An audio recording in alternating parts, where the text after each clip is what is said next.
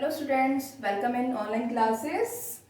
आज हम करेंगे चैप्टर नंबर 1 मैथ्स का, क्लास 7 का।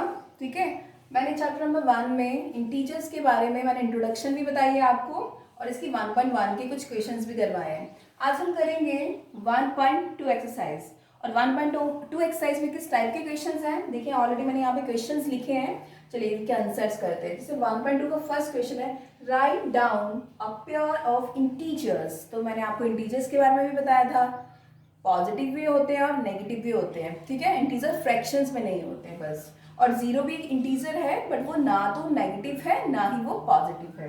अब जैसे फर्स्ट क्वेश्चन है, सम is right down a pair of integers whose sum is -7। कहता है कि पेयर बताइए इंटीजर्स का, अगर उनका सम करें, उनको मतलब सम मीन्स प्लस, तो क्या आंसर आया मेरे पास -7। तो चलो इसकी ना बहुत सारी, कोई अगर मैं ये वाली एग्जांपल लेती हूँ तो आप जरूरी नहीं कि आप जो मैं लिखूंगी वही लिखना है। There so many examples, integers लेने हैं और सम उसका -7 होना चाहिए। तो मैं ले लेती हूँ, मैं लेती हूँ -2 और उसने बोला सम होना चाहिए। -2 is an integer but a negative integer, plus और यहाँ पे अगर मैं -5 लेती हूँ, ठीक है, अगर मैं -5 ले लेती हूँ तो सम था तो मैंने बीच में माइनस का साइन लगा, प्लस का साइन लगा दिया यहाँ पे। और ये कितना हुआ -2 प्लस -5, तो ये कितना हो गया आपका -7। ठीक है, और इस तरह आप बहुत सारी अपनी अपनी तौर से भी एग्जांपल्स ले सकते हो। अब डिफरेंस इज -10। अब कहता है कि उनका जो डिफरेंस है वो कितना होना चाहिए, -10 होना चाहिए। कि कोई भी pair, right down a pair of integer difference is -10। तो अगर मैं ऐसे लिख दूं -8, ठीक है, माइनस और यहाँ पे मैं ले लूं आपका, दैट विल बी 2 ले लूं, एक इंटीजर ले लूं, दैट इज 2 ले लूं। ठीक है, pair of integer difference is -10। तो यहाँ पे माइनस है, मैंने 2 भी इंटीजर है बट ये पॉजिटिव इंटीजर है। तो ये कितना हुआ -8, तो ये कितना हुआ माइनस, तो -8 -2 कितना होता है -10। आप बहुत सारे एग्जांपल्स ले सकते हो। अब होता है सम इज 0, उसका जो सम है वो कितना होना चाहिए, 0 होना चाहिए। चलिए मैं एग्जांपल ले लेती हूँ। 3 प्लस, अगर मैं एक पॉजिटिव ले लेती हूँ एक नेगेटिव ले लेती हूँ, तो ये आ गया 3 प्लस -3, ये कितना आंसर हो गया आपका 0। इसका सम भी 0, ये आ गया। ठीक है, तो ये तो फर्स्ट की एग्जांपल थी। अब नेक्स्ट देखते हैं। देखिए अब नेक्स्ट क्वेश्चन में है, write a pair of negative integers whose difference gives 8। कहता है कि दो ऐसे, write down a pair of negative integers, वो जो इंटीजर्स हैं वो क्या होने चाहिए, नेगेटिव होने चाहिए, और उनका जो डिफरेंस है वो क्या दे, हमें 8 दे। ठीक है, तो अगर मैं नेगेटिव इंटीजर्स की बात करती हूँ तो यहाँ पे कितना आया, that will be -2। Write on a pair of negative integers whose difference gives 8। तो -2 ले लेते हैं और माइनस, और यहाँ पे इसको ले लेते हैं -10। ठीक है, -10 मैंने क्यों लिया अभी आपको पता चलेगा। अब मैंने लिख दिया कि यहाँ पे आ जाएगा -2 और माइनस माइनस क्या होता है, दैट इज प्लस। और ये कितना आंसर आया 8। अब आप पूछोगे कि इसका मैम ने -10 ही क्यों लिया, क्योंकि इसमें क्या था कि right a pair of negative integers, मतलब तो दोनों इंटीजर्स होने चाहिए, वो दोनों नेगेटिव होने चाहिए। whose difference gives 8, उसका जो डिफरेंस है वो 8 थे। तो मैंने यहाँ पे -2 ले लिया, यहाँ पे माइनस और -10 इसलिए लिया यहाँ पे। अगर मैं ऐसे लेती, सपोज दैट मैं ऐसे लेती -10 और -10 -2, तो देखिए क्या आता मेरा -10, ये कितना हुआ प्लस, तो मेरा आंसर कितना आता -8, विच इज रॉन्ग। मेरे को तो प्लस का 8 लेके आना है, इसलिए मैंने ये लिया। Next, right a negative integer and a positive integer whose sum is -5। कहता है एक पेयर लीजिए, एक नेगेटिव इंटीजर लीजिए और एक पॉजिटिव इंटीजर लीजिए। ठीक है, उसका जो सम है वो कितना होना चाहिए, -5 होना चाहिए। तो हम ऐसा करते हैं, -2 ले लेती हूँ मैं यहाँ पे। ठीक है, एक negative integer and a positive integer whose sum is -5, तो प्लस, तो और एक मैं यहाँ पे 7 ले लेती हूँ।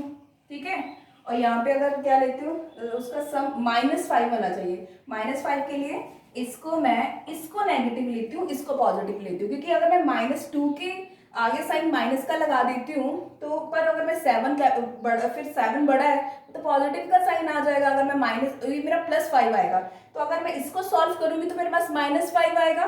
इसलिए मैंने पहले 2 के साथ नेगेटिव लगाया था। जब मैंने देखा कि मेरा तो नेगेटिव साइन आएगा ही नहीं, तो फिर मैंने बड़ी बड़ी टर्म के साथ माइनस का साइन ले लिया। तो इसको सॉल्व करें, ये कितना हुआ 2 + -7। अब देखिए कितना है इसका, -7 + 2 दैट इज 5, और 7 बड़ा है तो कौन सा साइन आ जाएगा, नेगेटिव का। ठीक है, आगे देखिए। चलिए अब ये क्वेश्चन देखिए, the question number 2 in a quiz team A scored -40, 10, 0 and team B scored 10, 0, -40। आप ये देखिए नंबर सेम है, सिर्फ इसके ऑर्डर चेंज है। क्वेश्चन में दिख रहा है इन 3 successive rounds which team scored more. अब ये बताना है इसमें से कौन सी टीम है जो ज्यादा जिसने ज्यादा स्कोर करा है। Can we say that we can add integers in any order. वो कहते हैं कि आप ये बता सकते हो क्या कि कोई भी ऑर्डर में हम इंटीजर्स ऐड कर सकते हैं। चलिए क्वेश्चन करते हैं। मैंने यहाँ लिखा कि टीम ए के स्कोर लिख लिए पहले, दैट इज -40, देन 10, देन 0। फिर मैंने इसका देखा चलो टोटल स्कोर कितना होता है, -40 प्लस टोटल करने के लिए हमेशा ऐड करते हैं, -40 + 10 + 0, और ये कितना है आपका। अब देखिए -40 but 10 + 0, I mean something is added and 0, the answer is that number, this is 2 + 0, the answer is 0, that is the answer is 2। ठीक है, अगर किसी नंबर में भी 0 ऐड करेंगे तो वो ही नंबर आ जाएगा, 0 नहीं आएगा। कुछ बच्चे बहुत गलतियां करते हैं इसमें, बट हाँ अगर कोई भी चीज अगर 2 को 0 मल्टीप्लाई करेगा तो आंसर 0 होगा, एडिशन सब्ट्रैक्शन में नहीं होता है। तो इसको करा तो -40 + 10 दैट इज -30। माइनस का साइन मैंने इसलिए लगाया क्योंकि जो टर्म बड़ी होती है उसके आगे जो साइन होता है वो ही लगाते हैं। अब फिर मैंने देखा चलिए टीम बी के स्कोर देख लेते हैं। टीम बी के स्कोर 10 थे, 10, 0, -40, सिर्फ ऑर्डर डिफरेंट था, स्कोर सही थे, सेम थे। अब इनका भी टोटल कर लिया, 10, 0, -40, इसका आंसर निकाला -30। फिर हम ये देखते हैं उसने ये बोला है क्वेश्चन में विच टीम स्कोर्ड मोर। अब आप देखिए अरे इसके भी -30 है तो इसके भी 30 है, तो इसका मतलब both the team have equal score. ठीक है, इनके team both the team has equal score, equal score। अब स्कोर तो दोनों इक्वल आ गए उसके। ठीक है, उसका आंसर दे दिया आपने फर्स्ट का।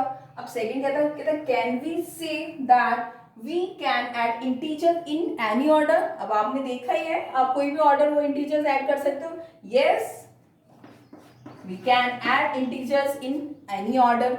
हम कोई भी ऑर्डर में इंटीजर्स ऐड कर सकते हैं। और इसमें कौन सी प्रॉपर्टी यूज हो रही है, जब ये दोनों इसके स्कोर इक्वल आ गए तो हम कौन सी यूज करते हैं, दैट इज जैसे सपोज दैट a + b आता है, वो किसके इक्वल होता है, b + a। यहाँ कुछ वही दिख रहा है, यहाँ पे भी -30 है, यहाँ पे भी -30 है, तो हम इसको बोलते हैं commutative property, that is called as a commutative property. ठीक है, आज के लिए इतना ही करेंगे। नेक्स्ट वीडियो में मैं इसके नेक्स्ट क्वेश्चंस करवाऊंगी। Okay, thank you.